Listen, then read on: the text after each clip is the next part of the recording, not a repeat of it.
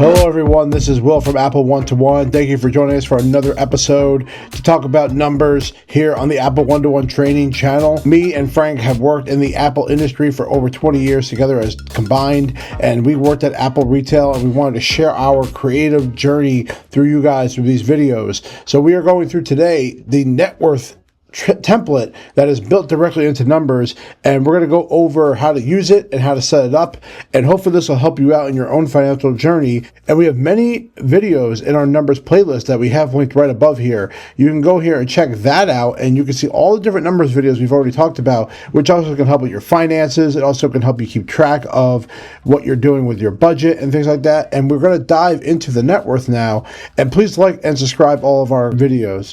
So now we are inside of the numbers template chooser. Inside of the personal finance section, you will see a whole bunch of items on here. We've already tackled simple budget, personal budget, and we're going to now go and talk about net worth and how to use this and how to use it going forward. So we're going to open up this template. So first off, it tells you the how-to. It tells you how to use this sheet. So to go over the review of the sheet, we have our overview of our net worth. We have the assets that we own, and we have the liabilities. So assets are things that you have a value in. So you're talking like any of your savings account, checking account, retirement account, personal items, things like that. Liabilities would be all things that you owe money on, credit cards, loans, mortgages, things like that. And then the overview is putting it all together into one single table, okay? So we're not going to do much adjustment on the colors and things like that. We do have a lot of description on how to change things like that. If you would like to go do that in our other videos where we talk about how to change rows, how to change fills and things like that. Our goal is just to go through the content. Now the first page is really nothing. You're going to see information here based on a value. So if we look at the formula is looking at large and fixed assets total value. That is the first category. You have liquid assets, which are right here, and then you have personal items, which are right here. And they're all connected with a formula to a different table inside of one of our different tabs here. So just make sure that you're not really going to adjust anything on this spot, because it is all something related to these two. So let's talk about that. So now we have the overview. This is the mock example they gave. Let's go to assets. So right now we're looking at large and fixed assets. So right now the home value. So I'm going to throw some numbers in there. And then as you can see, it's adjusting this chart right here.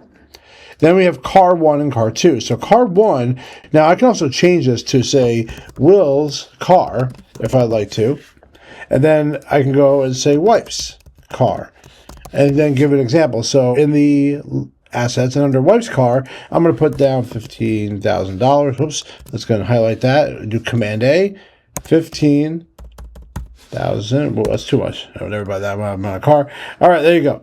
So those are assets that we own. Actually, I just realized I messed up. My asset is worth something. Let's say my car is worth 11,000. Let's go with that. Okay, so we'll get a realistic value here. So my car is worth 11, and then it gives us a total of $376,000. Liquid assets, so now we're talking about checking account, savings account, and things like that. Some examples of this, you might need more than 5 rows of this. So what we're going to do now is we're going to add to these liquid assets. So if I take the 2 with the arrow here, I'm just going to go down and add a row below.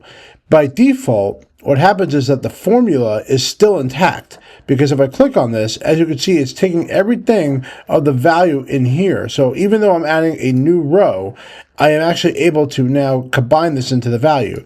So I'm going to say joint account. Oh, spelling is important, everybody. Please learn how to spell.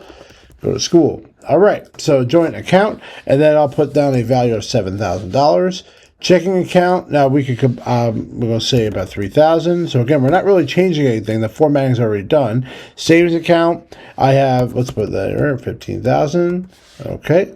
12-month CD. Now, let's say I don't have something. So I don't have this. So I'm going to actually go ahead and I'm going to delete the row by clicking on the 5. Oops, I have to undo that.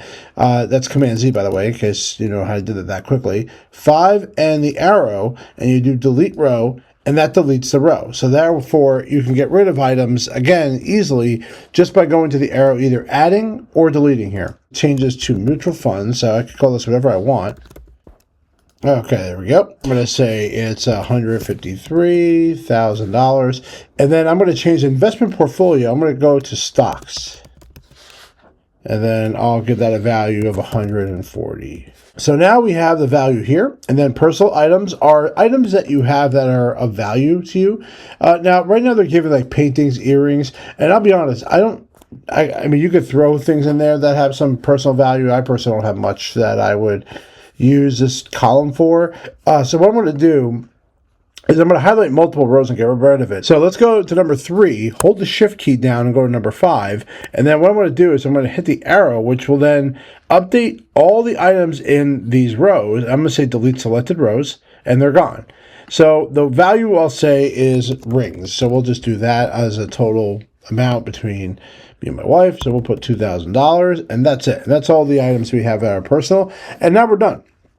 And automatically, if we go to overview, you will see all this combined. So if I go to value now, you can see there's the value of the large asset, the value of the liquid assets, and the personal item. And it has given me a value of this. So again, all that has been done for us.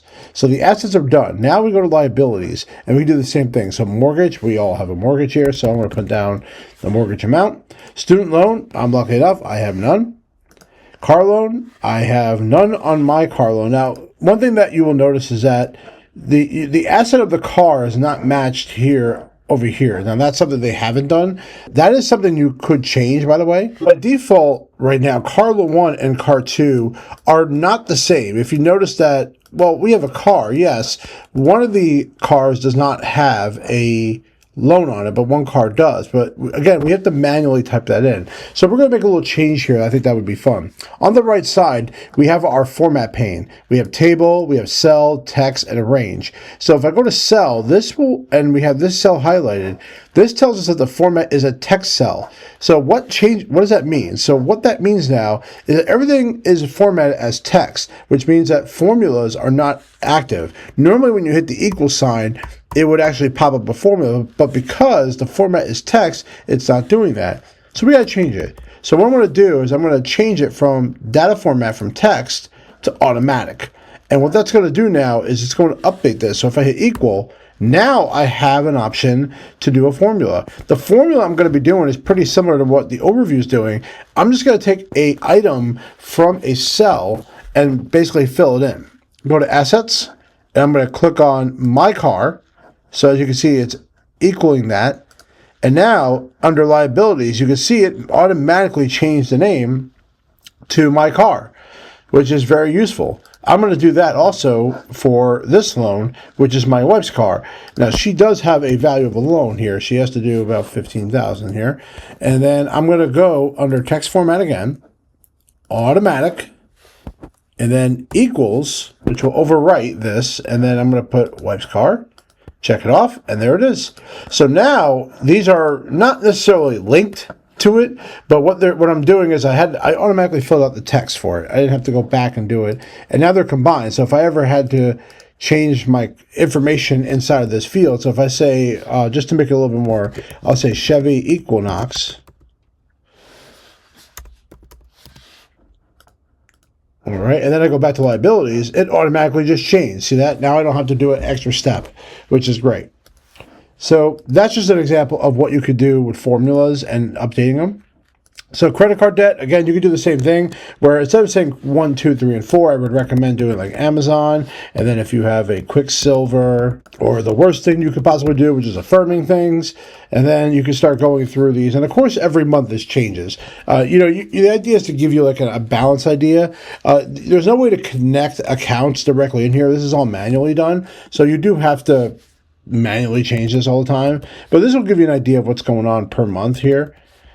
And I'm just throwing ideas out here, and that's it. And then, of course, what we've already discussed is that you can go here and add a row below, and then you can just continue adding more credit cards that we have.